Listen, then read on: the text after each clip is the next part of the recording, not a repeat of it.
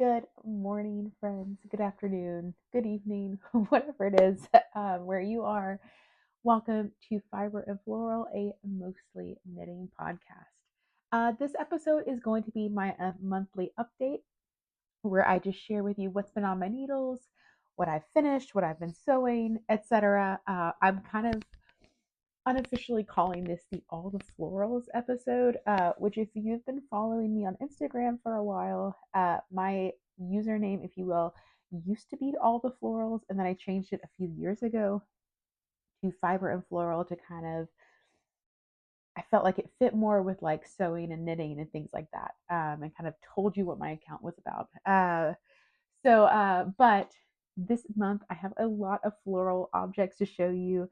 And yeah, I'm so excited. I feel like this month, March, I had lots of whips, and this month I have lots of finished objects and very few whips.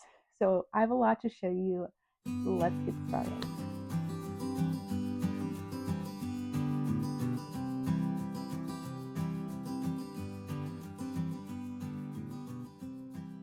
Before I get started, I want to tell you real quick what I'm wearing. This is my birthday dress from last year. I adore it. It is the Chalk and Notch Shea dress, the sleeveless version. And it is just the sweetest little, like, it almost has like a kind of corset top vibe, and then a three-tiered skirt. I absolutely adore Chalk and Notch. They were probably the first indie pattern I ever bought, their fringe dress. And I think I own almost every single one of their patterns now. I can vouch for them over and over. I love them. And whenever I wear this dress, it just makes me feel like a wildflower, and it makes me really happy. So, yeah. And then I realized a couple months ago that I actually don't prefer wearing it. It's just a little too low. I think if I were to make one again, I would raise the neckline a little bit. Uh, and so, but wearing a t-shirt underneath makes it make me feel very comfortable. I wear a lot of turtlenecks underneath and kind of turns it into like a year-round piece. So today I'm wearing it over my Seamwork Orlando. I think I talk about this all the time. It is my favorite go-to t-shirt pattern from Seamwork. And yeah, I love this together. I think this is the second day, no, third day in a row that I've worn it, and I absolutely love this outfit and love how it makes me feel.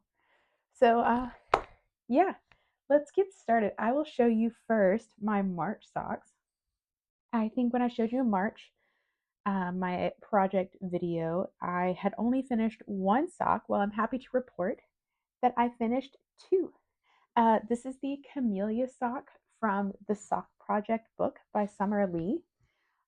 It is inspired, it is a leafy little pattern inspired by the elves in Lord of the Rings. And so I thought this would be perfect to do for World Book Day, which was on April 23rd. And so I wore these. I've done really good to only wear them once before showing you. But yeah, I wore these on World Book Day.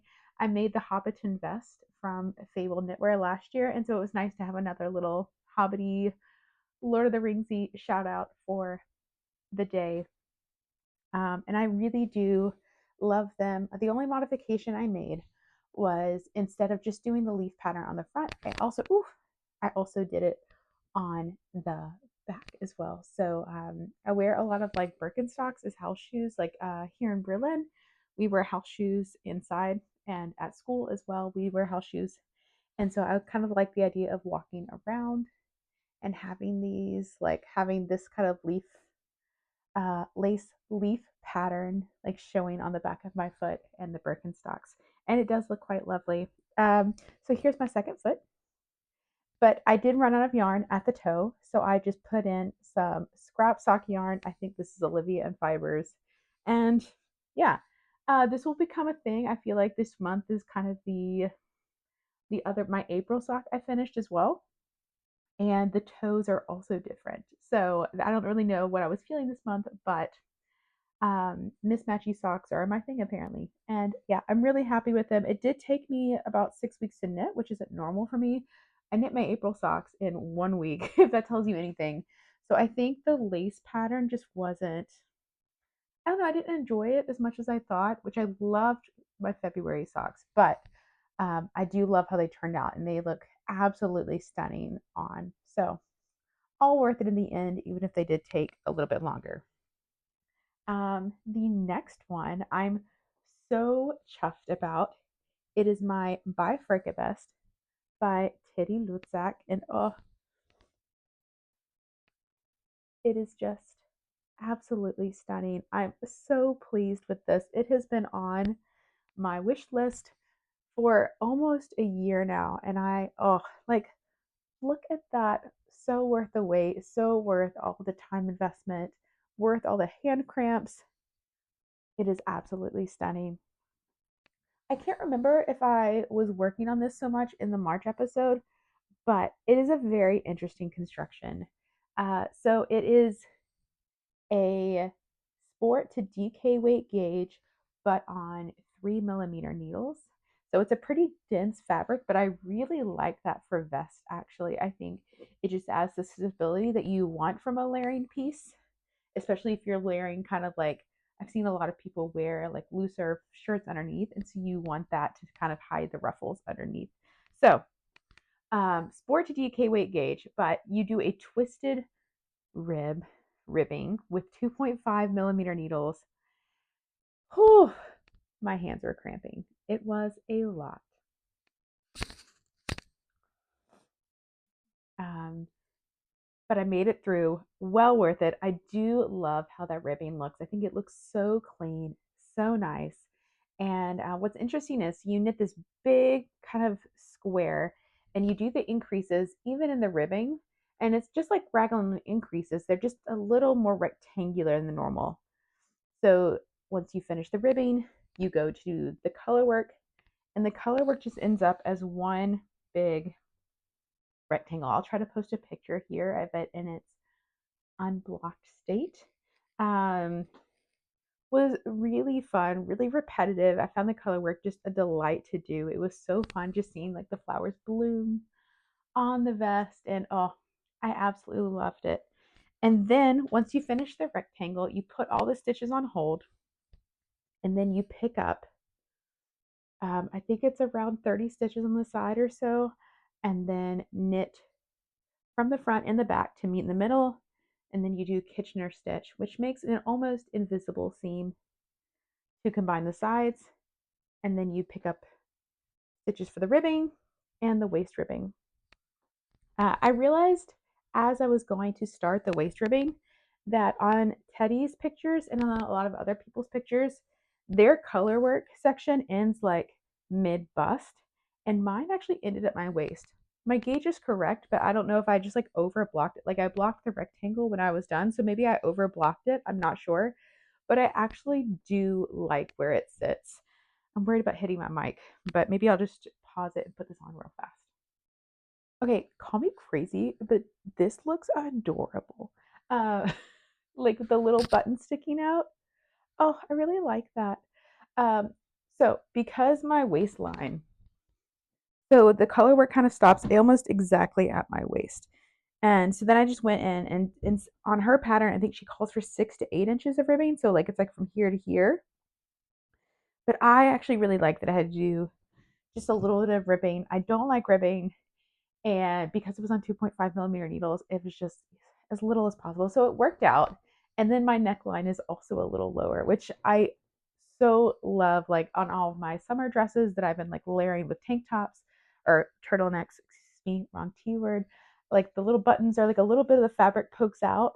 And I just really like that. So I'm happy that like something happened. I knit size 4, which I think was around no, which was around 4 centimeters of ease for my bust size. And I think the fit is just absolutely perfect. I can wear more fitted things underneath, but I can wear like looser tops. I wore like a looser button up underneath the other day, and it's perfection. Uh, for the wool was like a happy accident because when I was at my local yarn store, I thought I was picking up Filcolana Pernilla, which is a 2-ply sport weight. And I actually picked up, like, it was on Saturday. There were like 40 people in the shop, which 40 people should not be in that shop all at once. It is tiny. And then I had my 2 kids with me, and I accidentally grabbed Filcolana Saga, which is a light fingering weight. I think it's a worsted spun yarn. So it's very airy, it's very light, and it's like 350 meters per 50 grams. So basically, I got home and realized this and decided to try a swatch with it held double, and it works perfectly. Obviously, if you hold it double, then it ends up being around a sport weight gauge. And so I really love this fabric. It's because I need to confirm that it's worse. It's just like a really like it's somehow dense and airy all at the same time, and it's just so plush, and it's really the 3 millimeter needles and the Saga held double just makes such a plush fabric. I really want to, like, if I were to knit this vest again, which I definitely could see in like a green or something like that, maybe like a more autumnal brown, like a deep chestnut, I would absolutely use the same yarn. I have no notes. It's fantastic. I am really interested in actually seeing, like, it was just to have, like, I don't think I would have ever picked up Saga because it is a light fingering, but I truly enjoy it, and I would be interested in looking into ways I could like maybe hold Saga with a fingering weight. And now, yeah, really enjoy it. I'm really happy with this vest, and yeah, the Bifurca vest from Teddy Litzak, a slog. It hurt my hands. It was interesting techniques, but so worth it, so beautiful. I think I've talked about it before. I think Teddy is just one of the most unique and iconic designers out there right now. Everything is just so original and so interesting. I've never even seen a construction like this, so I'm really happy with it. I'd love to knit more from her in the future. So there it is, my second finished object. Ooh, it is warm. It is like 26 degrees today Celsius, and which is insane even for like late April. So we are enjoying all the summer vibes, but it's definitely too warm to have wool on me. And then no, I'll do my backpack next. I finished. I think the last time when my March updates, I showed you this was in progress, and this is my Elevenses backpack. It's finished. It finished it really quickly once I had like assembled and quilted all the pieces. It just like came together all in one night. I wasn't expecting that. But this is the Elevenses backpack from So Liberated, as in like SEW, liberated. And as soon as this came out, I would just fell in love. Not only because it's named after Elevenses, which is like a so the hobbits, they eat breakfast and then second breakfast and then elevensies and then lunch and then tea time and yada yada yada. And so elevensies comes from that. It is a quilted backpack. So the front panels are quilted, the back panels, the straps, everything is quilted by hand. And I just love this like adjustable. So you can like have like a really big backpack. I went grocery shopping with this the other day and like filled up the whole thing and just like briefly folded it over like that, but I've also like taken it with like very little in there. You can, so it's a nice like adjustable size. I feel like I could go on. I'm gonna try to only talk for a few minutes about this backpack. I absolutely love it. Um, so and then there are pockets on the side where you can adjust the tightness. There's a front pocket. There's a pocket on the inside, deep down, which I sewed. So like one side holds my wallet, one side fits a ball of sock yarn, and then there's two itty bitty little pockets which like can hold needles. So I personalized it in that way, perfect for my yarn. Um, then the fabric I used, I'll talk about that next. The fabric I used is I bought everything from Stoff.de, which is like a German fabric company. They really specialize in bag fabrics. And so this is just like their house canvas. I've used this before. It's great. I could highly recommend it. I believe it's only like €6 a meter. So it's very cheap, but very good quality. And then this was a scrap from my May dress. It was like, I'll post a picture here. I've worn them a lot together, and uh, people I didn't realize I made a backpack have been like, "How did you get that to match so well?" And I'm like, "Well, if you make your own clothes, they can match." And they're like, "No, but you didn't make your backpack." Um, so that's been kind of fun. People who don't realize I sew have been very confused. But so this is Fabulism from Katoonstoff, my birthday fabric last year. And then this is Fabulism from Mayo Stoff. So everything else is from Mayo Stoff. Mayo, MYO, and then Stoff is fabric in German. So this is Fabulism. It has, I just love the color. It's got these tiny little like crisscrosses on there to add a little bit of texture. And I think it just pairs really well with the plaid. And then the floral fabric and the little dots are Ruby Star Society, just patchwork cotton. Uh, and then all the hardware, like the webbing, this fabric right here, the strap fabric, and then all these buckles are all from Mayo Stuff. They have everything you need. So how I quilted this, because you can see this is all quilted by hand, both like all the designs, they're included in the pattern, but the sun was a little bit trickier because, and then this piece with like the sun rays continuing, what I did was the pattern, these designs are included on the pattern piece. So what I did was I safety pinned the paper pattern on top of my fabric and my quilting, my quilt lining. And then I just sewed on top of the paper. And then once you're done sewing the whole design, you can just rip the paper off. Sometimes you do get a little bit of paper stuck under the seams, but you can always get it out eventually. And I find that way easier for me than like trying to trace the design onto fabric. So if you're interested in quilting and want to get like really intricate designs, that's my tip.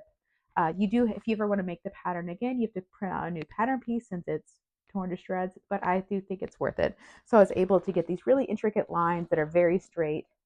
And then, yeah, and so the back is also quilted, which makes it really comfortable to wear. These straps are double quilted and adjustable, and I'm just really happy with how it came out. It's absolutely stunning, and it feels like me. And then some of my little details are, I got these from Etsy. It says handmade, and then I just got this little flower label from the same shop. And yeah, that is my Elevenses backpack from So Liberated. So incredibly happy with it. It's absolutely perfect for my life.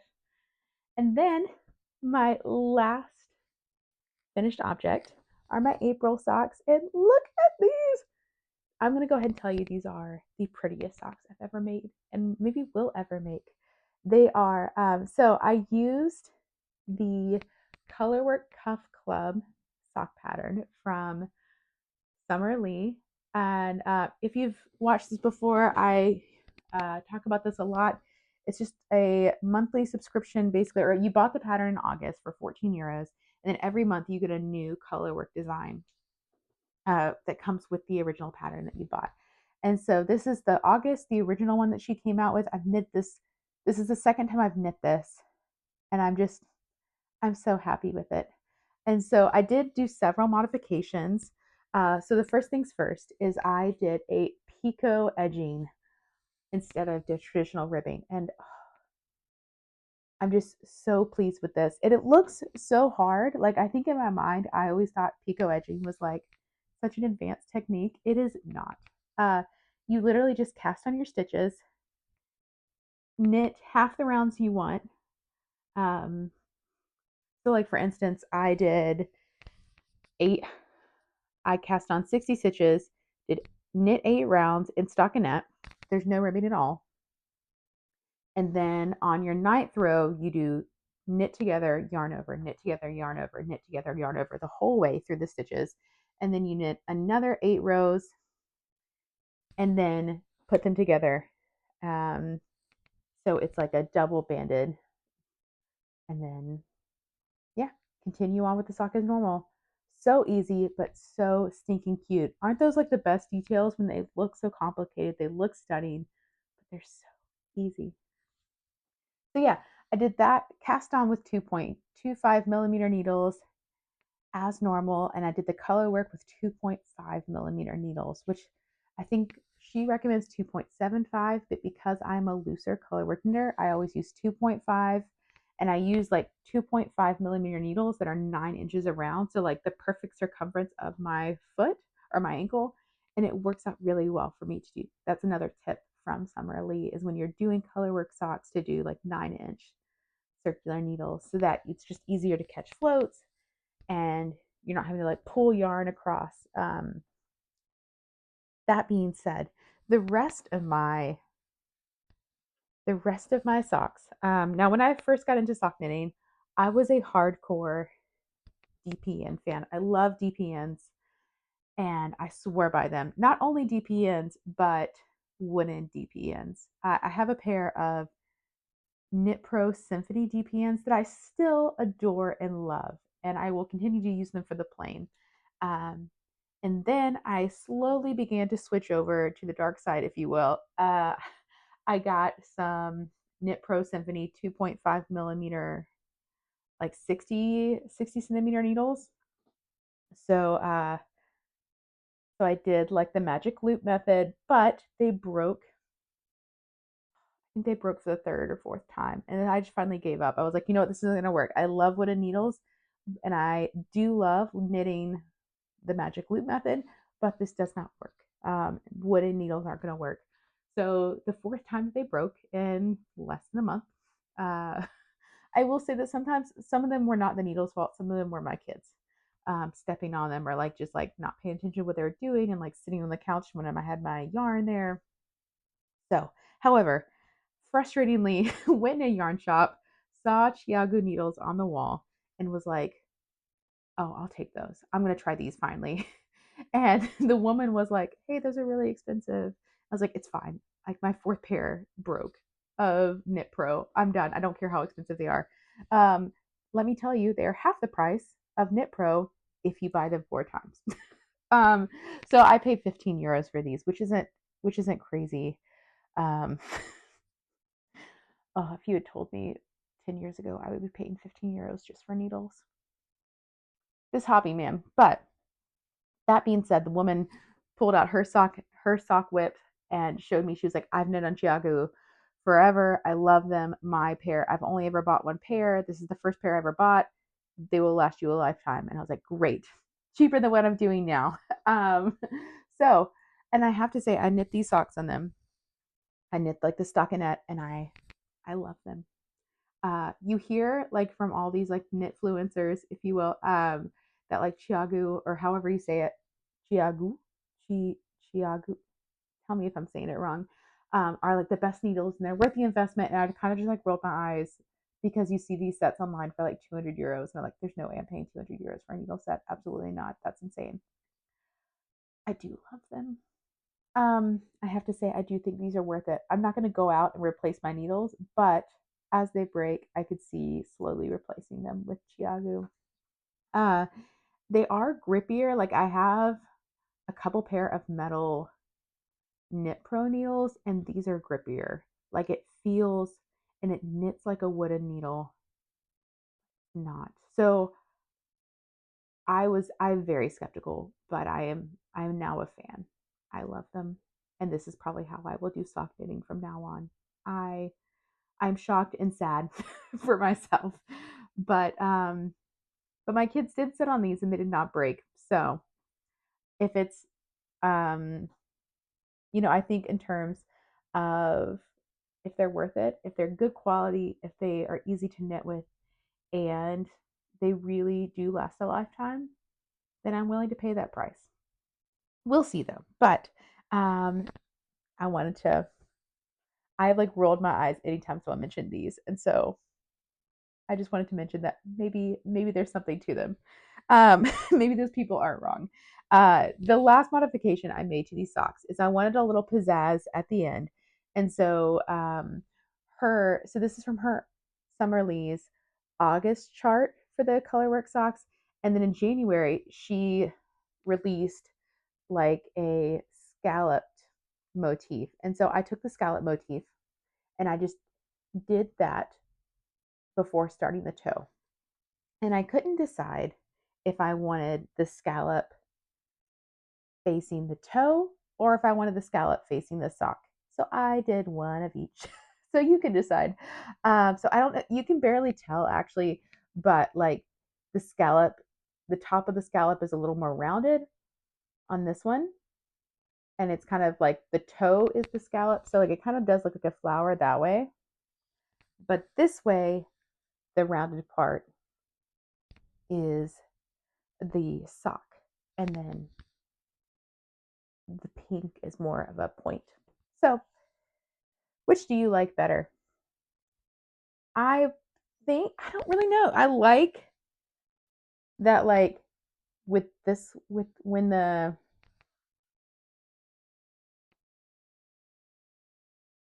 but they both are really lovely. And I think it just adds a nice little pizzazz to the toe. And I'm really happy with them. The yarn, I know you're interested because it is just stunning. Like,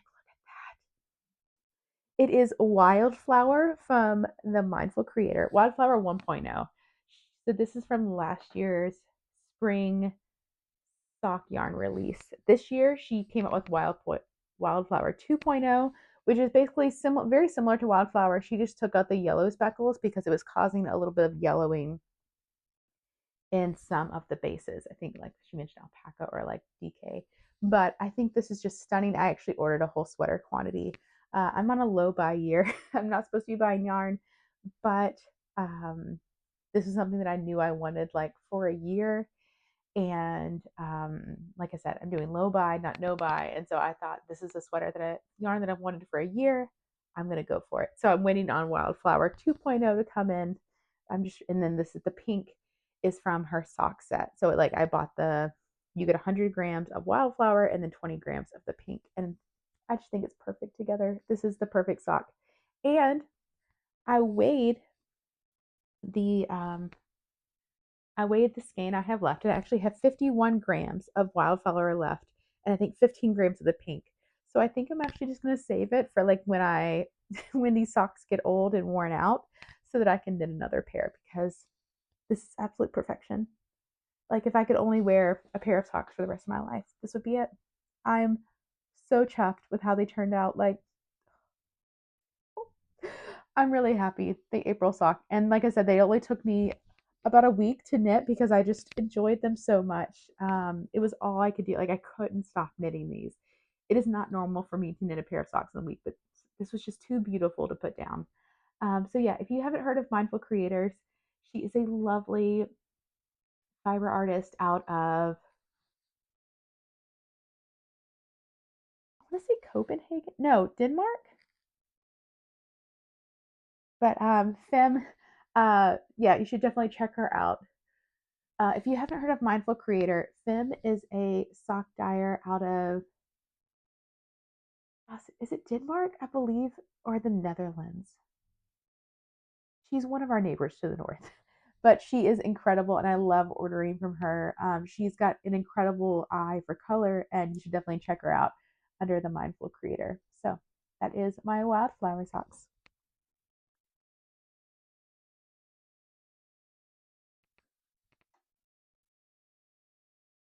So those are all of my finished objects. Like I said, I feel like March, I just had like so many things in process that April was really fun to finish a lot in April. And yeah, but I do have a few whips I want to share with you. My first is my first summer garment. So this is the Terra texture tank from Mippy and the Label. It is a test knit. And funny story, I don't actually remember signing up to test this. Like, I got the email that I was picked, and I was like, oh, great. I do love that. I'm sure I did. Like, I know I did remember, but it must have been like I did it right before bed or something, or I woke up, because I have no memories. But it is stunning. The Terra texture top. It is a lovely DK weight sweater top knit with 4mm needles, and it's more of a what is this called? A high neck halter, I guess. So like it comes up almost to your collarbone, and then goes right underneath your armpit, and then goes down to like your high waist. And it's mostly garter, but then it has this beautiful, very simple lace pattern that is just, I think it's just a stunning but simple piece. This is actually my it is repeated on the back too, but this is my easy take with you piece right now. Like, it looks stunning, it's eye-catching, but it is very easy to knit, and the fit is perfection. I'm not going to put it on right now because it is going to come off my needles, but Fem has designed this. Famke, excuse me. I thought Fem was the designer from the Mindful Creators, Bifurca from Mippy the Label. She's designed it so well that there is an I-cord finish along the neckline, and then the straps are also I-cord, that it's like perfectly fitting where you want it to be, like under the armpit and like around the openings are all perfectly fitting. But then the rest of it is drapey and light and airy, and it's exactly how you want a summer tank top to fit. I am so in awe of how well this fits. And another feature is that the straps are also adjustable. So this is the back. Excuse all the ends that I have not weaved in yet, but the back has this little I don't know what to call that loop that comes in between. So you like knit the I-cord on the edge, and then the I-cord in the arm side comes together, and then you can like you knit this really really long 30-inch I-cord, and then you can adjust how long you want your straps, which is perfect for me because I am quite petite and I always have to adjust it. But this way I didn't really have to think about the length. I just knit to follow the instructions and can adjust as I go. My big tip for I-cord straps, if you are planning on knitting a lot of I-cord straps in the summer, let me go get it, is the Prim I-cord maker. I got one of these for Christmas a few years back, and it has not steered me wrong. It is so easy. You just put the yarn in, crank it, and out comes your I-cord. Fantastic. I've used this for baby bonnets when you have to like do a little thing, little ribbon under here so their hats won't fall off. I've used it for summer tops. It is so easy. So I think I had to knit 60 inches of this I-cord. And so I just put it in there and was done in 10 minutes, which is like at least an hour and a half of work. So easy, and it made this so fun. Where was I? Yeah, the lace panel. So there are two views of this top. And this is view A with the garter stitch and the lace panel. And then I will say the lace panel is a little more see-through than I like. I'm going to, I think what I'm going to do for the front, because it is just a little more see-through than I would have liked, I'm going to take some fabric and just like some knit, like a t-shirt fabric that's around the same color. I have some scraps, and I'm just going to put like a really thin fabric panel there so that you can't really see anything. I don't have to worry about showing things. So yeah, uh, Famke's original doesn't seem so airy, and maybe that's you don't mind that at all. That's totally fine. Um, but but View B has stockinette on the side, and then it has like a basket weave stitch in the middle, so there's no holes. So if you love the shape of this, but don't necessarily want the open weave lace, check out View B. I would not mind knitting another one of these. It was so quick. It's so lovely, especially I think View B would be another lovely addition. Yeah, beautiful. I'm so glad that I don't remember applying for this.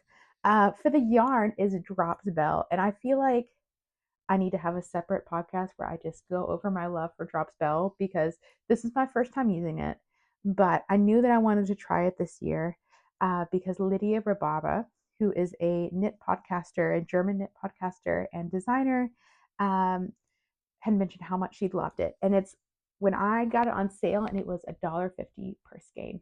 And it basically is a Sandisgarn Lena dupe. Like it has, I knit with Lena last summer, and if you hold these together, they are nearly identical, but for a quarter of the price. This whole top cost me less than €7 to knit, which is insane. This never happens in the knitting world. It's soft, it's like 50% cotton, 30% linen, and I want to say like 20% viscose. It is incredible. I want my entire summer wardrobe to be in this. I want to knit 50 t-shirts with this yarn. In fact, I probably will. This year I'm not, because I'm not buying any more yarn. I'm using what I have. But um, maybe for my birthday I might ask for like another one, because it's so good. It makes me want to knit 15 knitted t-shirts in this. I would highly recommend Drops Bell, and with this pattern it is just incredible. So happy that I'm testing this. I only have about 3 centimeters left on the hem, And then the hem is just a normal bind off, but I'll probably do an I-cord to match the edges and I'll be done. So I'm hoping to finish that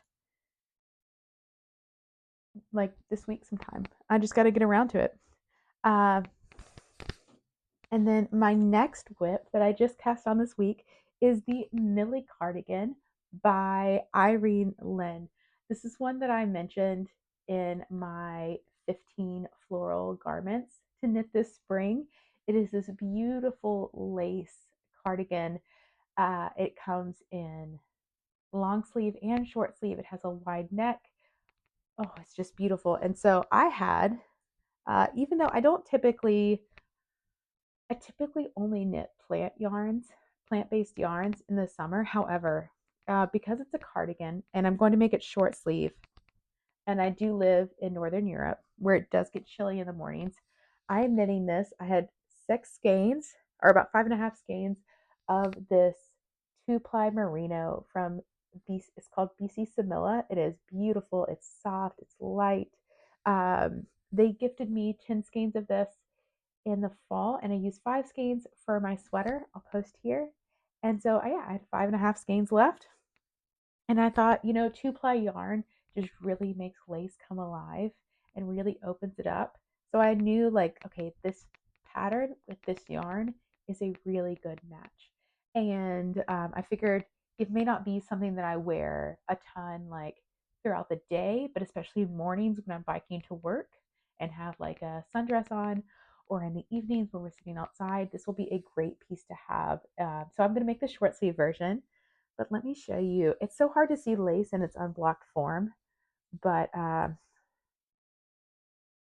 it's just, oh, this beautiful lace pattern. Like, look at that. And then on the raglan increases, they have these little lace columns, and then the cable stitch in the middle. I think it's just going to be absolutely beautiful. Even in its unblocked form, it's beautiful. But yeah, I've been really enjoying knitting on this. Um, it was definitely one, like, I cast it on at like 9 o'clock at night, and I kind of like looked at the charts and got overwhelmed and put it down. I was like, nope, this is not a 9 o'clock. This is not a 9 o'clock knitting piece. And then picked it up like the next morning and was fine. But the and now that I've got, like, I think it's so interesting when you first start a lace chart that you're not familiar with, like none of it makes sense. And then there's just this moment when it all clicks and it suddenly becomes fun. And that's definitely the part where I am now. I've knit about 41 rows. I just finished like the first chart. And so I'm about to start the increases along the collar. So like I've done basically the back shaping. Sorry if I just hit my mic. And now I'm going to start knitting the increases to bring the piece together in the front. So, but yeah, the first charts are done. Now onto the second. But the lace pattern now in my brain is like clicked. It's so much more fun, and I think there's always a learning process as your brain begins to understand the pattern and kind of memorize it. So yeah, I think it's going to be absolutely stunning. I'm so excited to knit this and add it to my summer wardrobe. I've already been looking through this week, kind of like eagerly looking at like, okay, what dresses, like I'm picturing it with like, I love the like high neck halter piece. I just think I feel really powerful in it. I love how my shoulders look in like a high neck halter, and so I have a lot of those. And I think with like the low neckline of this cardigan and like a high neck halter, or even like a little V-neck spaghetti strap dress, it'll look really cute. And so I started pulling out dresses from my summer wardrobe that I know will look good with this piece, and I'm really excited about it. So that is the Millie cardigan from Irene Lynn. And then my last whip, or that was my last knitting whip, but I do have a spin whip. So this is like a finished objects last spin because I've only done 125 grams out of about 400 grams. And this is for my first sweater spin. And it's also, this color is hand dyed and hand spun by me. And I'm just so happy with it. So what I did was I spun 1 ply of the yarn just in a solid color, so like this purple. And then the other ply, so you ply two of them together to make a more stable yarn if you're not a spinner. And the other ply, I would do like 15 treadles where you like pump your foot.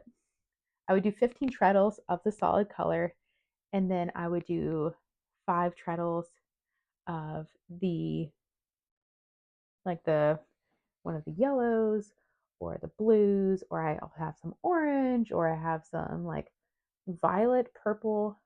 Uh, so I would do, no, I think I do 30 treadles with my foot for the solid color, and then 10 treadles with the other color. So it kind of just like a light, kind of, I'm going for like a tweedy look. And I'm so chuffed with this. It's so good. It's so like, oh, look at that color. It's beautiful. It's just subtle, but it adds just like a dimension of interest to it. Um, this came out to about 430 meters for 100 grams. This is the first 100 grams. So I was going for sport weight. It definitely came out fingering. But this worked out because I had a look about like, I thought about holding it with a mohair, but I really want my whole sweater to be hand spun and hand dyed.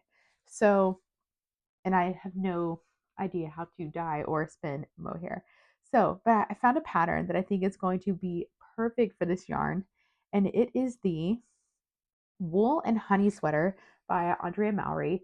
Uh, I had never even heard of her until last summer, and now I have like 6 of her patterns, and I'm going to be knitting a lot of her patterns this year. Just be prepared. Partly because a lot of her patterns are knit for hand spinners, and that is the draw. But I'm going to knit the Wool and Honey Sweater by her, which is actually a pattern that I had saved years ago on Ravelry and loved, like when it first came out in like 2018. And it is fingering weight on 3.5 millimeter needles. My gauge, I will probably use 3 millimeter needles. Andrea Mowry, I tend to always go, like if she's knitting 4.5, I knit 4, or if she's knitting 3.5, I knit 3. Um, and based off her gauge, I know that that's going to be true. So yeah, it is just this beautiful top down sweater with this like honey lace up there, but I think that, and the rest of it is in garter, and I think hand spun with garter just really like, because hand spun is not as consistent as a machine made yarn or as a commercially produced yarn, I think the garter will really help hide some of those inconsistencies because you're looping around each other. So, but I think this is just going to be stunning. My biggest reason, because I was looking through some of her testers, and there's some in variegated yarn that like the lace still pop, or the design still pops out, and there's some in solid color yarn where the design really pops out. And so because this isn't necessarily a variegated yarn, but it does have color. So I think it'll be a really nice balance to have like just a little bit of lace, or I don't even know what you would call that. Like maybe it's more of a cable, um, cable stitches. I guess I'm assuming they're cable stitches. But I think this will look absolutely stunning in this yarn. I used BFL is, or Blueface Leicester is the sheep, which is a great beginner yarn for spinning. And then the colors are merino that I just had scraps from a previous project, but I'm really proud of how consistently this spun. And like, hang on, let me pull my old. This was like the second or third spin I had ever done. This is for the Traveler Shawl, which I still haven't started, and I need to. I'll probably do that around the same time I'm knitting this. Oh wow, look at how well that goes together. I mean, these scraps are from here, but if you just look at like the consistency, it's not very good. I mean, I'm still very proud of it. Let me get my face out of the way so you can see that better. Um, but compared to this, I am just so proud of how far I've come in the last 6 months. So that is my whip. This is like 100, 110 grams, and I am knitting, um, I'm spinning, wow, I'm spinning the 100 grams for the arms right now. And the way I'm doing that is like, so like I did 30 treadles with the main color, 10 treadles with the contrast color, and with the arm, since it's a shorter circumference, I'm doing 15 treadles and then 5, so that it's still like the same amount of color, just yeah, or like the same, like on the sweater. How do I word this? On the sweater, it will appear the same amount. And so I'm really proud of myself for thinking ahead in advance of that. I think I actually got that idea from Casey from Young Fold Knits. So thank you, Casey, for talking about your spinning. And but yeah, I'm really glad that I remembered that. And so I'm going to do 100 grams of fingering weight for the sleeves, which will be plenty for me. And then the last 200 grams will be for the sweater as well. So that's that. I'm really pleased. And then my last whip is my garden plants. I've talked a little bit about before that I'm planting a few things to naturally color my yarns, and they are almost ready to be planted outside. I'm waiting for the last frost of the year. Should actually be this weekend. Fingers crossed. My plants are overtaking my house, so I'm ready for them to get out. But this morning, my youngest and I were outside. We put my planter box in the ground and we planted the Wade outside, which is like a German indigo. But my other plants are not as winter hard. What is that in English? Like they're not as able to cope with the cold. So I'm waiting till the last frost. But they're coming so well. I know this plant, like this vase is too small. That's why they need to go outside. But I have used every vase and plant that I have. These are Cosmos. They are going to be absolutely beautiful. They're known for attracting butterflies and insects, so I actually think I'm going to keep most of these on my windowsill. And then they are known, like when you color with them, they are known for their like apricot color, and I'm really excited about that. But my pride and joy is going to be my Japanese indigo. That is going, and these are also probably going to stay inside because they are not a native plant in Germany, and they will take over the garden. Actually, my coworker was telling me that in England it's actually illegal to plant Japanese indigo. I don't know if that's true. I haven't looked this up, but that's what he is, a gardener. He's an avid gardener and is originally from London, and he was telling me that it's illegal there. So these are also going to stay in my windowsill, but this is Japanese indigo, and I planted a lot of this both here and at my school in their garden and their planter boxes. And I'm just so excited. You use the leaves. The leaves provide the color, and they have the most beautiful like blue indigo color. And I'm just so excited to see everything pop up. This is my first year. Typically when I garden, I will go buy baby plants from the store because I'm lazy. But this year I actually bought the seeds, and it's been really fun to see. My daughter has loved it. It's like magic to her. Like we planted this tiny little seed in the ground, and now these flowers, these huge plants, are going to come out. We also just planted sunflowers. Their seeds color like a bluish, blackish purple, depending on like water and sunlight and everything like that. So I'm really excited to see how that goes. Supposedly they grow really, really fast. So that's really exciting. That is my last whip, if you will. So that is all I have to share with you right now. Thank you so much for watching. I'm so excited for summer knits and loose weaves and linen and cotton and being out in the garden and the sun and biking. And I just love this time of year. Everything is alive and everyone is smiling and happy. And yeah, I hope you are enjoying the weather wherever you are. Let me know what you have planned for the summer. I'm beginning to finalize my summer plans, but I'd love to know what's on your needles for the month of May, or if you have anything exciting coming up in your garden or spinning or whatever. Comment below or reach out on Instagram. I always love when this becomes more of a dialogue and a connection. So thank you so much for watching. I truly treasure your attention and the gift of you watching to the end. Thank you so much. I wish you a lovely spring, a happy May, and all the best, fiber friends. Bye. I've climbed the mountains in Montana, danced in the lights of New Orleans. Portland ran away with me, and San Francisco stayed with me. Nashville made its way in between. fell in love in